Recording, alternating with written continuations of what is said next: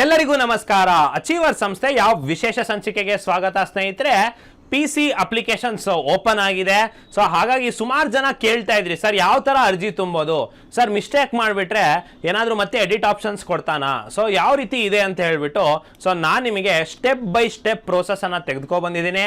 So ಈ ವಿಡಿಯೋನ ಕೊನೆ ತನಕ ನೋಡಿ, ಯಾಕಂತಂದ್ರೆ ನೀವು ಒಂದ್ಸತಿ ಏನಾದರೂ ಮಿಸ್ಟೇಕ್ ಮಾಡಿದ್ರೆ ಅಪ್ಲಿಕೇಶನ್ನ ಮತ್ತೆ ಪುನರ್ ತುಂಬಕ್ಕೆ ಅವಕಾಶ ಇಲ್ಲ ಸ್ನೇಹಿತರೆ. ಹಾಗಾಗಿ ಯಾವ ರೀತಿ ಇದೆ ಹಾಗಾದ್ರೆ ಪ್ರೊಸೀಜರ್, ಸ್ಟೆಪ್ ಬೈ ಸ್ಟೆಪ್ ಅರ್ಜಿ ತುಂಬುವುದು ಹೇಗೆ ಅನ್ನೋದನ್ನ ನೋಡ್ತಾ ಹೋಗೋಣ ಸ್ನೇಹಿತರೆ. ಸೊ ಮೊದಲನೇದಾಗಿ ಸ್ನೇಹಿತರೆ, ಅಚೀವರ್ ಸಂಸ್ಥೆ 11 ವರ್ಷದಿಂದನೂ ಕೂಡ ಅತ್ಯುತ್ತಮ ಫಲಿತಾಂಶನ ದಾಖಲಿಸ್ಕೊಂತ ಬರ್ತಾ ಇರುವಂತದ್ದು. ಸೊ ನೀವು ಕಳೆದ ಸಾಲಿನಲ್ಲಿ ಇನ್ನೂ ಹಲವು ಜನನ ಪಾಸ್ ಆಗಿರೋನ್ನ ನೋಡ್ತಾ ಹೋಗ್ಬೋದು. ಸೊ ಹಾಗಾದ್ರೆ ಅರ್ಜಿ ತುಂಬೋದು ಹೇಗೆ ಅಂತ ಸೊ ನೀವೇನ್ ಮಾಡ್ಬೇಕಾಗ್ತದೆ ಅಂದ್ರೆ, ಯಾವುದೇ ಬ್ರೌಸರ್, ಸೊ ಸ್ನೇಹಿತರೆ ಗೂಗಲ್ ಅನ್ನೋದಕ್ಕಿಂತ ಯಾಕಂದ್ರೆ ಸರ್ವರ್ ಇಶ್ಯೂ ಇರುತ್ತೆ, ಸೊ ಯಾವ್ದಾದ್ರು ಬ್ಲಾಕ್ ಚೈನ್ ಟೆಕ್ನಾಲಜಿ ಬಳಸುವಂತಹ ಬ್ರೇವ್ ಅಂತ ಒಂದು ಬ್ರೌಸರ್ ಬರುತ್ತೆ, ಅದಾದ್ರೂ ಆಗಿರ್ಬೋದು, ಅಥವಾ ಎನಿ ಬ್ರೌಸರ್ ನೀವು ತಗೊಂಡ್ಬಿಟ್ಟು ಅದರಲ್ಲಿ KEA ಅಂತ ನೀವು ಈ ತರ ಸರ್ಚ್ ಮಾಡಿದ್ರಿ ಅಂತ ಹೇಳಿದ್ರೆ, ಇಲ್ಲಿ ನೋಡಿ KEA ಅಂತ ನೀವು ಸರ್ಚ್ ಮಾಡಬೇಕಾಗತ್ತೆ. ಸೊ ಅದನ್ನ ಸರ್ಚ್ ಮಾಡಿದ್ರೆ ನಿಮಗೆ ಈ ರೀತಿಯಾದಂತಹ ಒಂದು ಹೋಮ್ ಪೇಜ್ ಬರುತ್ತೆ, ವೆಬ್ಸೈಟ್ ಬರುತ್ತೆ. ಮೊದಲನೇ ಒಂದು ವೆಬ್ಸೈಟ್ ಬರುತ್ತೆ, ಕ್ಲಿಕ್ ಮಾಡಿದ್ರೆ ಈ ರೀತಿಯಾದಂತಹ ಒಂದು ಹೋಮ್ ಪೇಜ್ ಬರುತ್ತೆ.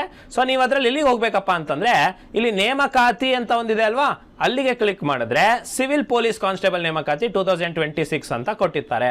ಅದರಲ್ಲಿ ನೀವು ಕಲ್ಯಾಣ ಕರ್ನಾಟಕ ಆಗಿದ್ರೆ ಈ ಲಿಂಕಿಗೆ, ರೆಸಿಡ್ಯೂಯಲ್ ಕರೆಂಟ್ ಕೆಡಾರ್ ಆಗಿತ್ತು ಅಂದ್ರೆ ಈ ಲಿಂಕಿಗೆ ಅದಕ್ಕೆ ಕ್ಲಿಕ್ ಮಾಡ್ತೀರಾ ಅಂತ ಅನ್ಕೊಳ್ಳಿ. ಸೊ ಈ ರೀತಿಯಾದಂತಹ ಒಂದು ಪೇಜ್ ಓಪನ್ ಆಗುತ್ತೆ ಸ್ನೇಹಿತರೆ. ಸೊ ಈ ಪೇಜ್ ಅಲ್ಲಿ ನೀವು ಬೇಕಾದ್ರೆ ಇನ್ನೊಮ್ಮೆ ವಿವರವಾದ ಅಧಿಸೂಚನೆ, ನಾನು ನಿಮಗೆ ಏನು ಎಕ್ಸ್ಪ್ಲನೇಷನ್ ಮಾಡಿದ್ದೀನಿ ಕಳೆದ ವಿಡಿಯೋದಲ್ಲಿ, ಸೊ ಆ ವಿವರದ ಅಧಿಸೂಚನೆ ಇನ್ನೊಮ್ಮೆ ನೋಡ್ಕೋಬಹುದು. ಮತ್ತೆ ನಿಮಗೆ ಯಾವ ರೀತಿ ಸುಮಾರು ಜನ SC ಒಳ ಮೀಸಲಾತಿ ಸರ್ಟಿಫಿಕೇಟ್ ನ ಹೇಗೆ ಮಾಡಿಸ್ಬೇಕು ಸರ್ ಅಂತ ಕೇಳಿದಂತವರಿಗೆ ಈ ಪ್ರಮಾಣ ಪತ್ರ ನಮೂನೆಗಳಿದೆ ನೋಡಿ, ಅದನ್ನ ಒಂದ್ಸರಿ ಚೆಕ್ ಮಾಡ್ಕೊಳ್ಳಿ. ಸೊ ನಾನು ನಿಮಗೆ ಆಲ್ರೆಡಿ ಹೇಳಿದ್ದೀನಿ, ಒಳ ಮೀಸಲಾತಿ ಸರ್ಟಿಫಿಕೇಟ್ಗೆ ನೋಟರಿ ಮಾಡಿಸ್ಬೇಕು ಲಾಯರ್ ಹತ್ರ, ಹಾಗೆ ನಿಮ್ಮ TC 10th ಅಥವಾ 12th TC ನ ತಗೋಬೇಕು, ಹಳೆ ಕ್ಯಾಸ್ಟ್ ಸರ್ಟಿಫಿಕೇಟ್ ತಗೋಬೇಕು, ಆಧಾರ್ ಕಾರ್ಡ್ ತಗೋಬೇಕು, ರೇಷನ್ ಕಾರ್ಡ್ ತಗೋಬೇಕು. ಇದನ್ನೆಲ್ಲ ತಗೊಂಡೋಗಿ ಒರಿಜಿನಲ್ ತಗೊಂಡೋಗಿ ನಿಮ್ಮ ಹತ್ತಿರದ ಅಂದ್ರೆ ನಿಮ್ಮ ತಾಲೂಕು ಆಫೀಸಿಗೆ ಹೋದ್ರೆ ಸೊ ನಿಮಗೆ ಒಳ ಮೀಸಲಾತಿ ಅರ್ಜಿಯನ್ನು ಕೊಡ್ತಾರೆ. ಸೊ ಬೇಗನೆ ನಿಮಗೆ ಸಿಗುತ್ತೆ, RD ನಂಬರ್ ಜನರೇಟ್ ಆದ್ರೂ ಸಾಕು ಅಂತ ಹೇಳ್ತಾ. ಸೊ ನೆಕ್ಸ್ಟ್ ನೋಡಿ, ಹುದ್ದೆ ವರ್ಗೀಕರಣ ಎಲ್ಲ ಕೊಟ್ಟಿದ್ದಾರೆ. ಸೊ ಯಾವ ಡಿಸ್ಟ್ರಿಕ್ಟ್ ಹಾಕಬೇಕು ಅಂತ ತುಂಬಾ ಜನ ಕೇಳ್ತಾ ಇದ್ದಾರೆ, ಅದ್ರ ಬಗ್ಗೆ ಕೂಡ ಮಾಹಿತಿ ಕೊಡ್ತೀನಿ.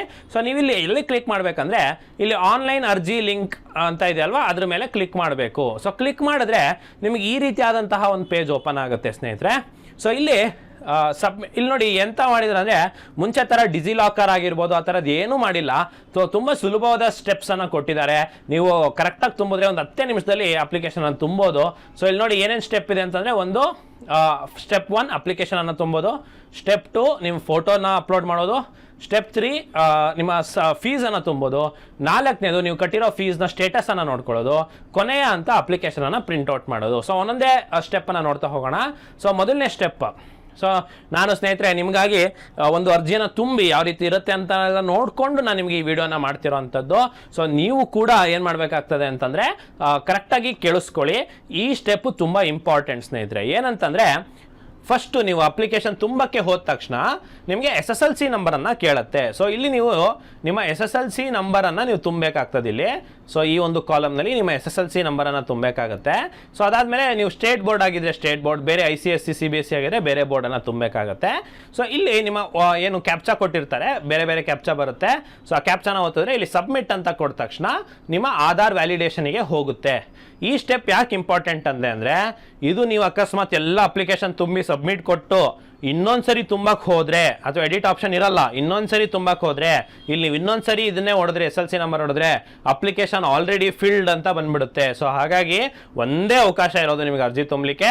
ಸೊ ಅದಕ್ಕೆ ಕರೆಕ್ಟಾಗಿ ತುಂಬಬೇಕು. ಸೊ ಒಂದ್ಸರಿ ನೀವು SLC ನಂಬರನ್ನು ಹೊಡೆದು ಲಾಗಿನ್ ಅಂತ ಕೊಟ್ಟ ತಕ್ಷಣ ಇಲ್ಲಿ ನಿಮಗೆ ಒಂದು ಇದು ಕೇಳುತ್ತೆ, ಈ KYC ಮಾಡಲಿಕ್ಕೆ, ಆಧಾರ್ದು KYC ಮಾಡಲಿಕ್ಕೆ ಒಂದು ಡಿಕ್ಲರೇಷನ್ ಅನ್ನು ಕೇಳುತ್ತೆ. ನೀವು ಅದಕ್ಕೆ ಓಕೆ ಕೊಡಬೇಕು. ಓಕೆ ಕೊಟ್ಟು ಪ್ರೊಸೀಡ್ ಅಂತ ಕೊಡಬೇಕಾಗತ್ತೆ. ಸೊ ಕೊಟ್ಟ ತಕ್ಷಣ ನಿಮಗೆ KYC ಸರ್ವಿಸ್ ಓಪನ್ ಆಗುತ್ತೆ. ಸೊ ಇದು ಯಾವ ಇಲಾಖೆಯವರು ಸರ್ವಿಸ್ ಮಾಡ್ಕೊಳ್ತಾ ಇದ್ದಾರೆ ಅಂತಂದ್ರೆ, KEA ದವರು. ಸೊ ಅವರು ನಿಮ್ಮ ಆಧಾರ್ ಸಂಖ್ಯೆನ ನಮೂದಿಸಕ್ಕೆ ಹೇಳ್ತಾರೆ. ಮತ್ತೆ ನೀವು ಅದಕ್ಕೆ ಡಿಕ್ಲರೇಷನ್ ಕೊಡಬೇಕು, ಹೌದು ನಾನೇ ಖುದ್ದಾಗಿ ಆಧಾರ್ ಕಾರ್ಡ್ ನಂಬರ್ ಅನ್ನ ಕೊಡ್ತಾ ಇದ್ದೀನಿ ನಮ್ಮ ಎಕ್ಸಾಮ್ ತುಂಬಲಿಕ್ಕೆ ಅಂತ. ಸೊ ಅದಾದ್ಮೇಲೆ ನಿಮಗೆ ದೃಢೀಕರಣ ಮೆಥಡ್ ಇರುತ್ತೆ. ಇದರ ನಿಮ್ಮ ನಂಬರಿಗೆ OTP ಬರುತ್ತೆ, ಅಥವಾ ಫೇಸ್ ಕ್ಯಾಪ್ಚರ್ ಇರುತ್ತೆ, ಒಬ್ರು ಫಿಂಗರ್ ಪ್ರಿಂಟ್ ಇರುತ್ತೆ ಅಥವಾ ಐರಿಸ್ ಇರುತ್ತೆ. ಸೊ ಈ ಥರ ಮಲ್ಟಿಪಲ್ ಆಪ್ಷನ್ಸ್ ಇರುತ್ತೆ. ಸರ್ ಯಾಕೆ ಸರ್ OTP ಒಂದೇ ಸಾಕಲ್ವಾ ಅಂದರೆ ಕೆಲವೊಬ್ರು ಏನು ಮಾಡಿರ್ತಾರೆ ಗೊತ್ತಾ, ಆಧಾರ್ ಕಾರ್ಡಿಗೆ ಹಳೆ ನಂಬರ್ ಕೊಟ್ಟಿರ್ತಾರೆ, ಅಪ್ಡೇಟ್ ಮಾಡ್ಸೋಕ್ಕೆ ಟೈಮ್ ಆಗುತ್ತೆ, ಹಳೆ ನಂಬರಿಗೆ OTP ಹೋಗಲ್ಲ. ಸೊ ಈ ಥರ ತುಂಬ ಸಮಸ್ಯೆ ಇದ್ದವಂಥವ್ರಿಗೆ ನೀವು ಸೈಬರ್ ಸೆಂಟರಿಗೆ ಹೋದರೆ ಅಥವಾ ಅಲ್ಲಾದರೆ ಐರಿಸ್ ಕ್ಯಾಪ್ಚರ್ ಮಾಡೋದು, ಫಿಂಗರ್ ಪ್ರಿಂಟ್ ಬಯೋಮೆಟ್ರಿಕ್ ತೊಗೊಳ್ಳೋವಂಥದ್ದು ಅವಕಾಶ ಇರುತ್ತೆ. ಆ ಥರ ಮುಖಾಂತರ ಕೂಡ ನೀವು ಅಥೆಂಟಿಕೇಶನನ್ನು ಮಾಡಿಸ್ಕೋಬೋದು. ಸಾಮಾನ್ಯವಾಗಿ OTP ಮಾಡಿಕೊಂಡ್ರೆ ತುಂಬ ಸುಲಭವಾದ ಮಾದರಿ. ಸೊ ಒನ್ಸ್ ನೀವು OTP ವೆರಿಫಿಕೇಶನ್ ಮಾಡಿದ ತಕ್ಷಣ, ಸೊ ನಾನಿಲ್ಲಿ ಡೀಟೇಲ್ಸ್ನ ಮರೆಮಾಚಿದ್ದೀನಿ, ಬಟ್ ಏನು ಮಾಡುತ್ತೆ ಅದು ಅಂತಂದರೆ ನಿಮ್ಮ ಡೀಟೇಲ್ಸನ್ನು ಅದಾಗದೇ ಫೆಚ್ ಮಾಡ್ಕೊಳ್ಳುತ್ತೆ. ಸೊ ನಿಮ್ಮ ಅಪ್ಲಿಕೇಶನ್ ನೇಮ್, ನಿಮ್ಮ ಡೇಟ್ ಆಫ್ ಬರ್ತ್ ಮತ್ತು ನಿಮ್ಮ ಆಧಾರ್ ಸಂಖ್ಯೆಯನ್ನು ತಾನಾಗೇ ನಮೂದಿಸ್ಕೊಳ್ಳುತ್ತೆ. ಇಲ್ಲಿಂದ ನಿಮ್ಮ ಅಪ್ಲಿಕೇಶನ್ ತುಂಬಲಿಕ್ಕೆ ಸ್ಟಾರ್ಟ್ ಆಗ್ತದೆ. ಸೊ ಫಸ್ಟ್ ಏನಪ್ಪ ಇರುತ್ತೆ ಅಂತಂದರೆ, ನೀವು ಯಾವ ಹುದ್ದೆಗೆ ಅಪ್ಲೈ ಮಾಡ್ತಿದ್ದೀರಾ, ನೆಕ್ಸ್ಟ್ ಬರುವಂಥದ್ದು ನೋಡಿ ಯಾವ ಡಿಸ್ಟ್ರಿಕ್ಟ್ ಅಪ್ಲೈ ಮಾಡ್ತಿದ್ದೀರಾ ಅಂತ. ಸೊ ಮುಂಚೆ ಅಪ್ಲಿಕೇಶನಲ್ಲಿ ನೀವು ಹಲವಾರು ಡಿಸ್ಟ್ರಿಕ್ಟ್ಸ್ಗೆ ಒಟ್ಟಿಗೆ ಅಪ್ಲೈ ಮಾಡ್ಬೋದಾಗಿತ್ತು, ಬಟ್ ಈ ಸರಿ ಹಂಗಿಲ್ಲ, ನೀವು ಒಂದು ಸತಿಗೆ ಒಂದೇ ಜಿಲ್ಲೆಗೆ ಆಯ್ಕೆ ಮಾಡ್ಬೋದು. ಸೊ ನಿಮಗೆ ಗೊತ್ತಿರೋ ಹಾಗೆ ಹೇಗೆ ಸರ್ ಇದನ್ನು ಸೆಲೆಕ್ಟ್ ಮಾಡೋದು, ತುಂಬ ಜನ ಗೊಂದಲದಲ್ಲಿದ್ದೀರಾ. ಸೊ ನೋಡಿ ಸ್ನೇಹಿತರೆ, ನಾನು ಹೇಳೋದಿಷ್ಟೇ, ನೀವು ಯಾವತ್ತಿದ್ರೂ ಮೆರಿಟ್ನಲ್ಲೇ ಪಾಸ್ ಆಗಬೇಕಾಗಿರುತ್ತೆ ಪರೀಕ್ಷೆನ. ಸೊ ಹಾಗಾಗಿ ನಾನೇನು ನಿಮಗೆ ರೆಕಮೆಂಡೇಶನ್ ಮಾಡ್ತೀನಿ ಅಂದರೆ, ನಿಮಗೆ ಅತಿ ಹೆಚ್ಚು ವೇಕೆನ್ಸೀಸ್ ಇರೋ ಕಡೆ ಅಪ್ಲೈ ಮಾಡಿದರೆ ಕಾಂಪಿಟೇಷನ್ ಕೂಡ ಅತಿ ಹೆಚ್ಚೇ ಇರುತ್ತೆ, ನಿಮಗೆ ಅದು ಕೂಡ ಗೊತ್ತಿರಬೇಕಾಗತ್ತೆ. ಸೊ ಬೆಂಗಳೂರಿಗೆ ಅತಿ ಹೆಚ್ಚು ಕಾಂಪಿಟೇಷನ್ ಅಥವಾ ಅತಿ ಹೆಚ್ಚು ವೇಕೆನ್ಸೀಸ್ ಇರೋವಂಥದ್ದು. ನೀವು ಹಾಗೆ ನೋಡಬಾರ್ದು. ಇನ್ಸ್ಟೆಡ್ ಏನು ನೋಡಬೇಕಂದ್ರೆ, ನೀವು ಯಾವ ರಿಸರ್ವೇಷನನ್ನು ಕ್ಲೇಮ್ ಮಾಡ್ತಾ ಇದ್ದೀರಾ. ಉದಾಹರಣೆಗೆ ನೀವು SC ಪ್ರವರ್ಗ C, ಅದರಲ್ಲೂ ಒಳ ಮೀಸಲಾತಿ ಪ್ರವರ್ಗ Cಗೆ ಕ್ಲೇಮ್ ಮಾಡ್ತಾ ಇದ್ದೀರಾ ಅಂದ್ಕೋಣ. ಸೊ ನೀವೆಲ್ಲ ಜಿಲ್ಲೆನೂ ನೋಡ್ತಾ ಹೋಗಿ, ಯಾವ ಜಿಲ್ಲೆಯಲ್ಲಿ ಆ ಪರ್ಟಿಕ್ಯುಲರ್ ಪೋಸ್ಟಿಗೆ ಅತಿ ಹೆಚ್ಚು ವೇಕೆನ್ಸೀಸ್ ಇರುತ್ತೋ, ನಿಮ್ಮ ಕನ್ನಡ ಮಾಧ್ಯಮ ಇದ್ದರೆ ಕನ್ನಡ ಮಾಧ್ಯಮ ಆಗಿರಲಿ, ಗ್ರಾಮೀಣ ಆಗಿರಲಿ ಗ್ರಾಮೀಣ ಇರಲಿ, ಅಥವಾ ಸಾಮಾನ್ಯವಾಗಿ ನಿಮ್ಮ ಜಿಲ್ಲೆಗೆ, ಯಾಕಂದರೆ ಯಾವತ್ತಿದ್ರೂ ಮೆರಿಟಲ್ಲೇ ಪಾಸ್ ಆಗಬೇಕಾಗಿರೋದ್ರಿಂದ ಸೊ ಯಾವ ಜಿಲ್ಲೆ ಆದರೂ ಓಕೆ. ಬಟ್ ಏನಂತಂದರೆ, ಪೋಸ್ಟ್ ಜಾಸ್ತಿ ಸಂಖ್ಯೆ ಇರೋ ಕಡೆ ಅಪ್ಲೈ ಮಾಡಿದರೆ ನಿಮಗೆ ಆಪರ್ಚುನಿಟಿ ಜಾಸ್ತಿ ಅಂತ ಅಷ್ಟೇ, ಬಟ್ ಕಾಂಪಿಟೇಷನ್ ಕೂಡ ಜಾಸ್ತಿ ಇರುತ್ತೆ. ಯಾಕಂದರೆ ಕಳೆದ ಬಾರಿ ಬೆಂಗಳೂರು ಮತ್ತು ಮಂಗಳೂರಿಗೆ ಹೆಚ್ಚು ಪೋಸ್ಟ್ ಇದ್ದಿದ್ದರಿಂದ ಅದಕ್ಕೆ ಜಾಸ್ತಿ ಪೋಸ್ಟ್ ಬಿದ್ದಿತ್ತು. ಇನ್ನು ಉಳಿದ ಕಡೆ 1000, 2000, 1800 ಈ ಥರ ಬಿದ್ದಿತ್ತು. ಸೊ ಹಾಗಾಗಿ ನೀವು ಆಯ್ಕೆ ಮಾಡಬೇಕಾದ್ರೆ ಸ್ವಲ್ಪ ಯೋಚನೆ ಮಾಡಿ ಎಲ್ಲ ವರ್ಗೀಕರಣವನ್ನು ನೋಡಿಕೊಂಡೇ ಅಪ್ಲೈ ಮಾಡಿ ಅಂತ ನಾನು ನಿಮಗೆ ಸಜೆಸ್ಟ್ ಮಾಡ್ತೇನೆ. ಸೊ ಹಾಗಾಗಿ ಈ ಡಿಸ್ಟ್ರಿಕ್ಟ್ ಅಪ್ಲೈಯಿಂಗ್ ಅಂತ ಏನು ಆಪ್ಷನ್ ಇದೆ ಅಲ್ವಾ, ಇದನ್ನು ಕರೆಕ್ಟಾಗಿ ನೋಡಿ ಅಪ್ಲೈ ಮಾಡಬೇಕಾಗ್ತದೆ. ಸೊ ಅತಿ ಹೆಚ್ಚು ಪೋಸ್ಟ್ ಬೆಂಗಳೂರಿಗೆ ಇರುವಂಥದ್ದು. ಸೊ ಮಹಿಳೆಯರಾಗಿರಲಿ ಅಥವಾ ಯಾವುದೇ ರಿಸರ್ವೇಷನ್ ಅವರಾಗಿರಲಿ ಅದನ್ನೊಂದು ನೋಡಿ ಅಪ್ಲೈ ಮಾಡಿ ಅಂತ. ಸೊ ಒನ್ಸ್ ನೀವು ಸೆಲೆಕ್ಷನ್ನ ಮಾಡ್ಕೊಂಡ ತಕ್ಷಣ ಮೂರನೇದು ಬಂದು ನಿಮ್ಮ ಹೆಸರು ಅದೇ ನಮೂದಿಸ್ಕೊಂಡಿರುತ್ತೆ. ಅದಾದಮೇಲೆ ಪುರುಷನ ಮತ್ತು ಈ ರಿಸರ್ವೇಷನ್ ನೋಡಿ, ಮೀಸಲಾತಿ ಇದೆ ಅಲ್ವಾ, ಇದು ತುಂಬ ಇಂಪಾರ್ಟೆಂಟ್. ನೀವು SC ಆಗಿತ್ತಂದರೆ ನಿಮಗೆ ಒಳ ಮೀಸಲಾತಿ ಕೇಳುತ್ತೆ, ಉಳಿದಿದ್ದೆಲ್ಲದು ನೀವು ಅಪ್ಲೈ ಮಾಡ್ಬೋದು. ಮತ್ತು ಇಲ್ಲಿ ಕೊಡೋದು ಕೂಡ ಅಷ್ಟೇ, ನೀವು ಯಾವುದು ಕೊಡ್ತಾ ಇದ್ದೀರಾ ಅದರ ಸರ್ಟಿಫಿಕೇಟ್ ನಿಮ್ಮ ಹತ್ರ ಇರಬೇಕು, ಅದರ ಡೇಟ್ ಒಳಗಿರಬೇಕು. ಇಲ್ಲ ಅಂದರೆ ಬೇಗ ಹೊಸದನ್ನು ಮಾಡಿಸ್ಕೊಂಡು ಅಪ್ಲಿಕೇಶನನ್ನು ಹಾಕಿ. ಸೊ ಹಾಗೆಯೇ ನೆಕ್ಸ್ಟು SSLC ಡೇಟ್ ಆಫ್ ಬರ್ತನ್ನು ಕೇಳುತ್ತೆ. ಇದೆಲ್ಲ SSLC ಇಂದನೇ ಫೆಚ್ ಮಾಡ್ಕೊಂಡಿರುತ್ತೆ. ನಂತರದಲ್ಲಿ ಪರ್ಮನೆಂಟ್ ಅಡ್ರೆಸ್ ನೀವು ಕರೆಕ್ಟಾಗಿ ಕೊಡಬೇಕಾಗುತ್ತೆ. ನಂತರದಲ್ಲಿ ನಿಮ್ಮ ಪರ್ಮನೆಂಟ್ ಅಡ್ರೆಸ್ಸು ಮತ್ತು ಪ್ರೆಸೆಂಟ್ ಅಡ್ರೆಸ್ಸು ಸೇಮ್ ಇದ್ದರೆ ಸೇಮ್ ಎಸ್ ಅಂತ ಕೊಡಬೇಕಾಗತ್ತೆ, ಇಲ್ಲ ಅಂದರೆ ಮತ್ತೆ ಹೊಸದಾಗಿ ತುಂಬಬೇಕಾಗತ್ತೆ. ಸೊ ಅದಾದಮೇಲೆ ನಿಮ್ಮ ಮೊಬೈಲ್ ಸಂಖ್ಯೆ ಮತ್ತು ಇಮೇಲ್ ID, ಸೊ ಇವೆರಡನ್ನು ಕರೆಕ್ಟಾಗಿ ಕೊಡಬೇಕಾಗತ್ತೆ. ಯಾಕಂದರೆ ಪೊಲೀಸ್ ಇಲಾಖೆ ನಿಮಗೆ ಏನಾದರೂ ಕಮ್ಯುನಿಕೇಷನ್ ಮಾಡಬೇಕಂದ್ರೆ ಇದೇ ಏನು ವಿಳಾಸಕ್ಕೆ ಅವ್ರು ಮಾಡ್ತಾರೆ. ಹಾಗಾಗಿ ನಂತರ ನೀವು ಮದುವೆ ಆಗಿದ್ದೀರಾ, ನೀವು ರೂರಲ್ ಅಪ್ಲಿಕೆಂಟಾ, ನೀವು ಕನ್ನಡ ಮಾಧ್ಯಮ ಅಪ್ಲಿಕೆಂಟಾ ಅಂತ ಕೇಳುತ್ತೆ. ಇದ್ರ ಬಗ್ಗೆ ಒಂದು ಕ್ಲಾರಿಟಿ ಕೊಟ್ಬಿಡ್ತೀನಿ ನೋಡಿ.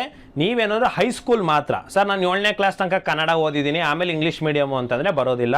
ನೀವು ಹೈಸ್ಕೂಲ್ ತನಕನೂ ಅಂದರೆ 10th ಸ್ಟ್ಯಾಂಡರ್ಡ್ ತನಕನೂ ಕನ್ನಡ ಮಾಧ್ಯಮದಲ್ಲೇ ಓದಿದ್ರೆ ನೀವು ಕನ್ನಡ ಮಾಧ್ಯಮ ಅಭ್ಯರ್ಥಿ ಅಂತ ಕರೆಸ್ಕೊಳ್ತೀರಾ. ಇನ್ನೊಂದು ಗ್ರಾಮೀಣ ಅಂತ ಅಂದರೆ ಈಗ ಕೆಲವೊಂದು ಸಿಟಿ ಥರ ಬರುತ್ತೆ. ಉದಾಹರಣೆಗೆ ಈಗ ಶಿಕಾರಿಪುರ ವಿದ್ಯಾರ್ಥಿಗಳು ನೋಡೋದಾದರೆ ಶಿಕಾರಿಪುರ ಸಿಟಿ ಬರುತ್ತೆ ಸ್ವಲ್ಪ, ಸೊ ಟೌನ್ ಥರ ಬರುತ್ತೆ. ಸೊ ಹಾಗಾಗಿ ನೀವು ಶಿಕಾರಿಪುರದ ಶಾಲೆಯಲ್ಲಿ ಓದ ತಕ್ಷಣ ನಿಮಗನ್ಸುತ್ತೆ ನಾವು ಇನ್ನೂ ಗ್ರಾಮೀಣ ಭಾಗದಲ್ಲಿ ಇದ್ದೀವಿ ಅಂತ ಅನ್ಸುತ್ತೆ, ಆದರೆ ಅದು ನಗರವಾಗಿರೋದ್ರಿಂದ ಅದು ರೂರಲ್ ಬರೋದಿಲ್ಲ ಸ್ನೇಹಿತರೆ. ರೂರಲ್ ಅಂದರೆ ಗ್ರಾಮೀಣ ಪ್ರದೇಶಗಳು, ಗ್ರಾಮೀಣ ಶಾಲೆಗಳಲ್ಲಿ ಓದಿರುವಂಥ ವಿದ್ಯಾರ್ಥಿಗಳಾಗಿರುತ್ತೆ. ಸೊ ಹಾಗಾಗಿ ನೀವು ಗ್ರಾಮೀಣ ಆಗಿದ್ರೆ ಇದನ್ನು ಹೇಗೆ ಮಾಡಿಸೋದು ಸರ್ ಗ್ರಾಮೀಣ ಕನ್ನಡ ಮಾಧ್ಯಮ ಅಂದರೆ, ನಿಮ್ಮ ಶಾಲೆಗೆ ಹೋದರೆ ಅದಕ್ಕೆ ಫಾರ್ಮ್ಯಾಟ್ ಇರುತ್ತೆ, ಅದನ್ನು ತಗೊಂಡೋದ್ರೆ ನಿಮ್ಮ ಪ್ರಿನ್ಸಿಪಲ್ ಮಾಹಿತಿಯನ್ನು ಚೆಕ್ ಮಾಡಿ ಸೈನ್ ಮಾಡಿಕೊಡ್ತಾರೆ, ಶಾಲೆಯ ಪ್ರಿನ್ಸಿಪಲ್. ಸೊ ಅದನ್ನು ತೆಗೆದುಕೊಂಡು ಹೋಗಿ ಹತ್ತಿರದ BO ಆಫೀಸಿಗೆ ಹೋದರೆ ಅವರು ಸೈನ್ ಮಾಡ್ತಾರೆ. ಸೊ ಅದೇ ನಿಮ್ಮ ರೂರಲ್ ಅಥವಾ ಕನ್ನಡ ಮಾಧ್ಯಮ ಸರ್ಟಿಫಿಕೇಟ್ ಆಗಿರುತ್ತೆ. ಇನ್ನೊಂದೇನು ಡೌಟು ಅಂತ ಹೇಳಿದ್ರೆ, ಸರ್ ಹಳೇದಿದೆ ಸರ್ ಹೊಸದು ಮಾಡಿಸ್ಬೇಕಂದ್ರೆ ಬೇಡ, ಒಂದಿತ್ತು ಅಂದರೆ ಅದೇ ಇರುತ್ತೆ. ಯಾಕಂದರೆ ಈ ರೂರಲ್ಲು ಕನ್ನಡ ಮಾಧ್ಯಮಿಗೆ ಯಾವುದೇ ರೀತಿ RD ನಂಬರ್ ಇರೋದಿಲ್ಲ, ಆಯಿತಾ. ಸೊ ಹಾಗಾಗಿ ನಂಬರ್ ಇಲ್ದಿರೋದ್ರಿಂದ ಸೊ ನಿಮಗೆ ಮತ್ತೆ ಇಲ್ಲಿ ಯಾವುದೇ ಅಪ್ಲೋಡನ್ನು ಕೇಳ್ತಾ ಇಲ್ಲ ನೋಡಿ. ಇಲ್ಲಿ ನೀವು ಇನ್ನೊಂದೇನಂತಂದರೆ ಯಾವುದೇ ಡಾಕ್ಯುಮೆಂಟನ್ನು ಅಪ್ಲೋಡಿಗೆ ಕೇಳ್ತಾ ಇಲ್ಲ, ಕೇಳೋದು ಫೋಟೋ ಸೈನ್ ಎರಡೇ ಅಪ್ಲೋಡಿಗೆ ಕೇಳ್ತಾ ಇರೋವಂಥದ್ದು. ಸೊ ಹಾಗಾಗಿ ನಿಮಗೆ ಕೇವಲ RD ನಂಬರ್ ಇದ್ದರೆ ಸಾಕು, ಮತ್ತು ಕೇವಲ ಇದೆಯೋ ಇಲ್ವೋ ಅನ್ನೋ ಮಾಹಿತಿ ಕೊಟ್ಟರೆ ಸಾಕು ಈ ಕ್ಷಣಕ್ಕೆ. ಬಟ್ ನೀವು ವೆರಿಫಿಕೇಶನ್ ಹಂತದಲ್ಲಿ ಎಲ್ಲದನ್ನ ಏನೋ ಕೊಡಲೇಬೇಕಾಗತ್ತೆ. ನಂತರ ಯೋಜನಾ ನಿರಾಶ್ರಿತರ, ಎಕ್ಸ್ ಸರ್ವಿಸ್ ಮೆನ್ನ, ಸೇವಾ ನಿರತರ, ಈ ಥರ 4-5 ಕ್ವಶನ್ ಬರುತ್ತೆ. ಅದನ್ನೆಲ್ಲ ಕೊಟ್ಟಾದ್ಮೇಲೆ SSLC ನಂಬರನ್ನು ಕೇಳುತ್ತೆ.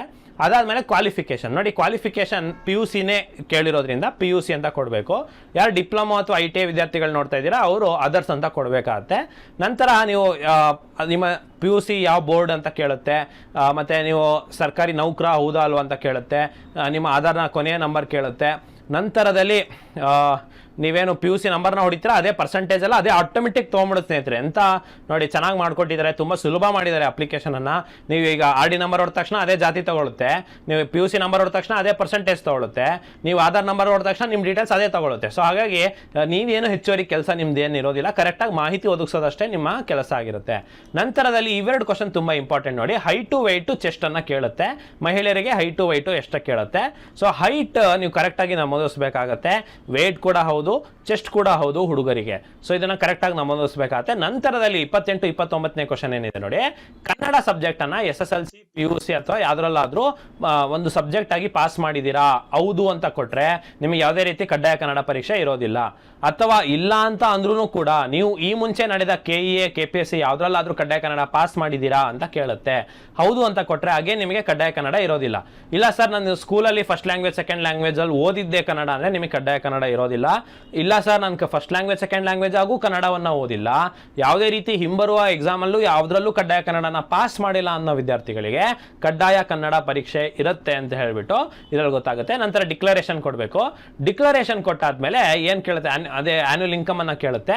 ಆನ್ಯುವಲ್ ಇನ್ಕಮ್ ಅನ್ನ ನೀವು ಟೈಪ್ ಮಾಡಬೇಕಾಗತ್ತೆ, ನಿಮ್ಮ ಹೇಗೆ ಇನ್ಕಮ್ ಸರ್ಟಿಫಿಕೇಟ್ ಅಲ್ಲಿ ಇರುತ್ತೆ ಅದೇ ರೀತಿ ನಮೂದಿಸಬೇಕಾಗುತ್ತೆ. ಇದೆಲ್ಲ ಆದಮೇಲೆ ನಿಮಗೆ ಪ್ರಿವ್ಯೂ ಅನ್ನ ಕೊಡುತ್ತೆ. ಸೊ ಪ್ರಿವ್ಯೂ ಅನ್ನ ನೀವು ಒಂದು ಸಲ ಅಲ್ಲ 100 ಸರಿ ಚೆಕ್ ಮಾಡ್ಕೊಳ್ಳಿ. ಯಾಕೆ ಅಂತ ಹೇಳ್ತೀನಿ.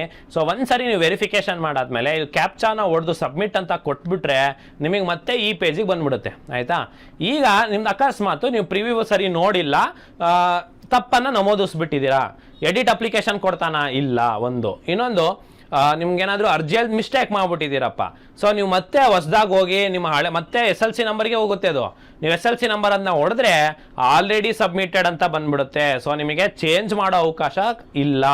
ಅವನೇನಾದ್ರೂ ಎಡಿಟ್ ಅಪ್ಲಿಕೇಶನ್ ಅಂತ ಮುಂದೊಂದು ದಿನ ಬಿಟ್ಟರೆ ಅದೊಂದು ಸಾಮಾನ್ಯವಾಗಿ ಬಿಡಲ್ಲ, ಈ PGCET KCETಗೆಲ್ಲ ಬಿಡ್ತಾನೆ. ಇದಕ್ಕೇನಾದ್ರೂ ಆ ಥರ ಅವಕಾಶ ಕೊಟ್ಟರೆ ನಿಮಗೆ ಏನೋ ಚೇಂಜಸ್ ಮಾಡೋ ಅವಕಾಶ ಇದೆ, ಇಲ್ಲ ಅಂದರೆ ಸಾಮಾನ್ಯವಾಗಿ ಇರೋದಿಲ್ಲ ಅಂತ ಹೇಳ್ಬಿಟ್ಟು. ಸೊ ಹಾಗಾಗಿ ಯಾರ್ಯಾರು ಅಪ್ಲಿಕೇಶನ್ ಆಗ್ತಿದ್ರು ಅದಕ್ಕಂತಾನೆ ಈ ವಿಡಿಯೋ ಮಾಡ್ತಾ ಇರೋದು, ತುಂಬ ಸೂಕ್ಷ್ಮವಾಗಿ ಮಾಡಿ. ಜೊತೆಗೆ ಈಗ ಆಯ್ತಪ್ಪ ಇದಾದ ತಕ್ಷಣ ಏನಾಗುತ್ತೆ ಗೊತ್ತಾ, ಒಂದು CPC ನಂಬರ್ ಬರುತ್ತೆ ಸ್ನೇಹಿತರೆ. ನೋಡಿ ಇದು ಸಬ್ಮಿಟ್ ಕೊಟ್ಟ ತಕ್ಷಣ ಒಂದು CPC ಅಂತ ಒಂದು 8ರಿಂದ 10 ಡಿಜಿಟ್ ನಂಬರ್ ಬರುತ್ತೆ. ಆ ನಂಬರು ತಕ್ಷಣ ನೀವು ಫೋಟೋ ಹೊಡ್ಕೋಬೇಕು ಸ್ನೇಹಿತರೆ, ಅಥವಾ ಸ್ಕ್ರೀನ್ ಶಾಟ್ ಆದರೂ ತಗೊಳ್ಬೇಕು. ಯಾಕಂದ್ರೆ ಇಲ್ಲ ಮೆಸೇಜ್ ಬರುತ್ತೆ, ಬಟ್ ಸ್ಟಿಲ್ ಆ ನಂಬರ್ ತುಂಬಾ ಇಂಪಾರ್ಟೆಂಟ್ ನಿಮಗೆ. ಯಾಕಂತಂದ್ರೆ ಆ ನಂಬರ್ ಮತ್ತೆ ನಿಮಗೆ ಪುನಃ ಸಿಗೋದಿಲ್ಲ. ಸೊ ಆ CPC ನಂಬರ್ ಅಂತ ಏನು ಬರುತ್ತಲ್ವ ಆ ನಂಬರನ್ನು ಕರೆಕ್ಟಾಗಿ ಫೋಟೋ ತಗೋಬೇಕು. ನಂತರ ಎರಡನೇ ಸ್ಟೆಪ್ಪಿಗೆ ಹೋಗಬೇಕು. ಸೊ ಎರಡನೇ ಸ್ಟೆಪ್ಪಿಗೆ ಹೋದ ತಕ್ಷಣ ಮತ್ತೆ ಅಪ್ಲಿಕೇಶನ್ ID ಕೇಳುತ್ತೆ. ಇವಾಗ ನಾನೇನು CPC ನಂಬರ್ ಅನ್ನಲ್ವಾ ಆ ನಂಬರನ್ನು ಹೊಡಿಬೇಕು, ನಿಮ್ಮ ಡೇಟ್ ಆಫ್ ಬರ್ತ್ ಅನ್ನು ಹೊಡಿಬೇಕು. ಸಬ್ಮಿಟ್ ಕೊಟ್ಟರೆ ಈ ಥರ ಹೋಗುತ್ತೆ. ಸೊ ನಿಮಗೆ ಇಲ್ಲಿ ಫೋಟೋ ಮತ್ತು ಸಿಗ್ನೇಚರನ್ನು ಅಪ್ಲೋಡ್ ಮಾಡುವಂಥ ಅವಕಾಶವನ್ನು ಕೇಳುತ್ತೆ. ಸೊ ಸೇವ್ ಅಂತ ಕೊಟ್ಟರೆ ನಿಮಗೆ ಮತ್ತೆ ಆ ಹಿಂದಿನ ಮೆನ್ಯೂಗೆ ಹೋಗುತ್ತೆ. ನೀವು ಸೇವ್ ಅಂತ ಕೊಟ್ಟ ತಕ್ಷಣ ಮತ್ತೆ ಇದು ಈ ಒಂದು ಹಿಂದಿನ ಮೆನ್ಯೂಗೆ ಹೋಗುತ್ತೆ. ಮತ್ತೆ ನಂತರ ಮೂರನೇ ಸ್ಟೆಪ್ ಆದಂಥ ಫೀ ಪೇಮೆಂಟನ್ನು ಮಾಡಬೇಕಾಗತ್ತೆ. 750 or 500 ಇರುತ್ತೆ. QR ಕೋಡ್ ಕೂಡ ಸ್ಕ್ಯಾನರ್ ಇರುತ್ತೆ. ಅಥವಾ ನಿಮಗೆ credit card, debit card, challan ಅವಕಾಶ ಇರುತ್ತೆ. ಸೊ ಈ ರೀತಿ ನಿಮಗೆ ಫೀ ಪೇಮೆಂಟಿಗೆ ಅವಕಾಶ ಇರುತ್ತೆ. ನಂತರದಲ್ಲಿ ಪೇಮೆಂಟ್ ಸ್ಟೇಟಸ್, ನಿಮ್ಮ ಪೇಮೆಂಟ್ ಆಗಿದೆಯೋ ಇಲ್ಲೋ ಅಂತ ನೀವು ಪರಿಶೀಲಿಸ್ಬೋದು. ಲಾಸ್ಟಿಗೆ ಅಪ್ಲಿಕೇಶನ್ನ ಪ್ರಿಂಟ್ ಮಾಡ್ಕೋಬೇಕು. ಪ್ರಿಂಟ್ ಮಾಡಿ ನೀವು ಕೂಡ ಒಂದು ಪ್ರಿಂಟ್ ಕಾಪಿಯನ್ನು ಹಿಡ್ಕೋಬೇಕಾಗುತ್ತೆ. ಯಾಕಂತಂದರೆ ನೀವು ವೆರಿಫಿಕೇಷನ್ ಹಂತಕ್ಕೆ ಹೋದಾಗ ನಿಮ್ಮ ಅಪ್ಲಿಕೇಶನ್ ಪ್ರಿಂಟನ್ನು ಕೇಳ್ತಾನೆ. ಸೊ ಹಾಗಾಗಿ ನೀವು ಅಪ್ಲಿಕೇಶನ್ ಪ್ರಿಂಟನ್ನು ಹಿಡ್ಕೊಳ್ಳೋದು ಸರ್, ಅದು ಸುಮ್ಮನೆ 2-3 ರೂಪಾಯಿ ಜಾಸ್ತಿ ಆಗುತ್ತೆ ಸರ್ ಅಂದರೆ ಏನಿಲ್ಲ. ಅಪ್ಲಿಕೇಶನ್ ನೀವು ಸಬ್ಮಿಟ್ ಮಾಡಿದ ತಕ್ಷಣ ಪ್ರಿಂಟ್ ತೊಗೊಂಡ್ಬಿಟ್ರೆ ಭಾರಿ ಸೇಫ್ಟಿಯಾಗಿರ್ತೀರಾ. ಸೊ ಹಾಗಾಗಿ ಪ್ರಿಂಟನ್ನು ತೆಗೆಸ್ಕೊಳ್ಳಿ ಅಂತ ಹೇಳ್ತಾ, ಸೊ ನಂತರದಲ್ಲಿ ಸ್ನೇಹಿತರೆ, ಸೊ ಈ ಒಂದು ಪೊಲೀಸ್ ಕಾನ್ಸ್ಟೇಬಲ್ಗೆ ಸಂಬಂಧಪಟ್ಟಂತೆ ಅಚೀವರ್ಸ್ ಕೋಚಿಂಗ್ ಸೆಂಟರ್ನಲ್ಲಿ 5 ದಿನಗಳ ಉಚಿತ ಕ್ಲಾಸ್ಗಳನ್ನು ಮಾಡ್ತಾ ಇದ್ದೀವಿ ಸ್ನೇಹಿತರೆ. ಇದು ಫ್ರೀ ವರ್ಕ್ಶಾಪ್ ಆಗಿರುತ್ತೆ. ಸೊ ನಿಮಗೆ 200 ಕ್ವಶನ್ ಥರ ಹ್ಯಾಂಡ್ಔಟ್ ಇರುತ್ತೆ, ಎಲ್ಲ ಸಬ್ಜೆಕ್ಟು ಕ್ಲಾಸಸ್ ಆಗುತ್ತೆ. ಮತ್ತು ಇನ್ನೊಂದು ಏನು ಗೊತ್ತಾ ಸ್ನೇಹಿತರೆ, ನೀವು ಸರ್ ನಂಗೆ ಸುಮಾರು ಜನಕ್ಕೆ ಶನಿವಾರ ಎಕ್ಸಾಮ್ ಇದೆ ಸರ್, ನಾವು ಭಾನುವಾರ ಬರ್ಬೋದಾನೆ ಬರ್ಬೋದು. ಸೊ ಈ 5 ದಿನದಲ್ಲಿ ಬೇರೆ ಬೇರೆ ಸಬ್ಜೆಕ್ಟ್ಸ್ಗಳು ನಡೆಯುತ್ತೆ. ಸೊ ನೀವು ಯಾವ ದಿನ ಆದರೂ ಬರ್ಬೋದು, 5 ದಿನ ಬಂದರೆ ಇನ್ನೂ ಒಳ್ಳೆಯದು. ಸೊ ನಿಮಗೆ ಎಕ್ಸಾಮ್ ಬಗ್ಗೆ ಕಂಪ್ಲೀಟ್ ಸ್ಟ್ರಾಟಜಿ ಸಬ್ಜೆಕ್ಟ್ ವೈಸ್ ಅನ್ನ ನಿಮಗೆ ಹೇಳಿಕೊಡಲಾಗುತ್ತೆ. ಸೊ ಇದು ಕಂಪ್ಲೀಟ್ಲಿ ಫ್ರೀ ಇರುತ್ತೆ. ಸೊ ಯಾರ್ಯಾರು ಈ ವಿಡಿಯೋ ನೋಡ್ತಾ ಇದ್ದೀರಾ, ನಿಮ್ಮ ಎಲ್ಲ ಫ್ರೆಂಡ್ಸಿಗೆ ತಿಳಿಸಿ. ಯಾರ್ಯಾರು PUC ಓದ್ಕೊಂಡಿದ್ದೀರಾ ಎಲ್ಲರೂ ಈ ಫ್ರೀ ವರ್ಕ್ಶಾಪಿಗೆ ಬಂದು ಅದಕ್ಕೆ ಉಪಯೋಗನ ತಗೊಳ್ಬೇಕು. ಜೊತೆಗೆ ಆಲ್ರೆಡಿ ಹಳೆ ಆಸ್ಪಿರೆಂಟ್ಸು ಸರ್ ನಮಗೆ ಈ ರೀತಿ ಯಾವುದೇ ರೀತಿ ವರ್ಕ್ಶಾಪ್ನ ಅವಶ್ಯಕತೆ ಇಲ್ಲ, ನಾವು ಬರೀ ಟೆಸ್ಟ್ ಸೀರೀಸ್ ಆ ಥರ ಏನಾದರೂ ಇದ್ರೆ ನೋಡ್ತಾ ಇದ್ದೀವಿ ಅಂದರೆ ನಿಮಗೆ 10,000 ಪ್ರಶ್ನೆಗಳ ಒಂದು ಟೆಸ್ಟ್ ಸೀರೀಸನ್ನು ತಯಾರು ಮಾಡ್ತಾ ಇದ್ದೀವಿ. ಸೊ 10,000 ಅಂತಂದರೆ ಸ್ನೇಹಿತರೆ ನೋಡಿ, ದಿನಕ್ಕೆ 200 ಕ್ವಶನನ್ನು ಪರ್ ಸಬ್ಜೆಕ್ಟ್ ನೀವು ಬಿಡಿಸ್ಬೇಕಾಗತ್ತೆ. ಸೊ ನಿಮಗೆ ವಾರಕ್ಕೆ ಅಂದರೆ ಏನು 5 ದಿನಕ್ಕೆ ನೀವೇನು ಮಾಡ್ತೀರಾ ಅಂತಂದರೆ 1,000 ಕ್ವಶನನ್ನು ಬಿಡಿಸಿರ್ತೀರ. 200 ಕ್ವಶನ್ ಅಂತಂದರೆ 5 ದಿನಕ್ಕೆ 1000 ಕ್ವಶನ್ ಅಂದರೆ ಉಳಿದಿರೋ 50 ದಿನದಲ್ಲಿ 10,000 ಕ್ವಶನನ್ನು ಬಿಡಿಸಬೇಕಾಗತ್ತೆ. ಇದು ಪ್ರೀವಿಯಸ್ ಇಯರ್ ಕ್ವಶನ್ ಬೇಸ್ಡ್ ಮತ್ತು ಮೋಸ್ಟ್ ಪ್ರೊಬೆಬಲ್ ಕ್ವಶನ್ಸನ್ನು ನಿಮಗೆ ಕೊಡಲಾಗುತ್ತೆ, ಇನ್ಕ್ಲೂಡಿಂಗ್ ಕರೆಂಟ್ ಅಫೇರ್ಸ್. ಸೊ ನಿಮಗೆ ಈ ಒಂದು 10,000 ಪ್ರಶ್ನೆಗಳನ್ನು ಬಿಡಿಸಿದ್ರೆ ನೀವು ಸಂಪೂರ್ಣವಾಗಿ ತಯಾರಾಗಿರ್ತೀರಾ ಅನ್ನೋ ಭರವಸೆ ಇರುತ್ತೆ. ಸೊ ಹಾಗಾಗಿ ಪೊಲೀಸ್ ಕಾನ್ಸ್ಟೇಬಲ್ ಟೆಸ್ಟ್ ಸೀರೀಸ್ಗೆ ಬೇಕಾಗಿದ್ರು ಕೂಡ ನೀವು ನಮ್ಮನ್ನು ಸಂಪರ್ಕಿಸ್ಬೋದು, ಅಥವಾ 5 ದಿನ ಉಚಿತ ಕಾರ್ಯಾಗಾರಕ್ಕೆ ನೀವು ಬರ್ತೀರಾ ಅಂದರೂ ಕೂಡ ಸಂಪರ್ಕಿಸ್ಬೋದು. ಸೊ ಸ್ನೇಹಿತರೆ, ಈ ಒಂದು ಉಚಿತ ಕಾರ್ಯಾಗಾರ ಇದೇ ಶನಿವಾರ 13ನೇ ತಾರೀಕಿಂದ 17 ಜೂನ್ ತನಕನೂ ಕೂಡ ಉಚಿತವಾಗಿ ನಮ್ಮ ಅಚೀವರ್ಸ್ ಕೋಚಿಂಗ್ ಸೆಂಟರ್ನಲ್ಲಿ ತಿಲಕ್ ನಗರ್ ಮೊದಲನೇ ಕ್ರಾಸಲ್ಲಿ ನಡೆಯುತ್ತೆ. ಬೆಳಗ್ಗೆ 10ರಿಂದ 5 ಗಂಟೆ ತನಕ ಫುಲ್ ಡೇ ಕ್ಲಾಸಸ್ ಇರುತ್ತೆ.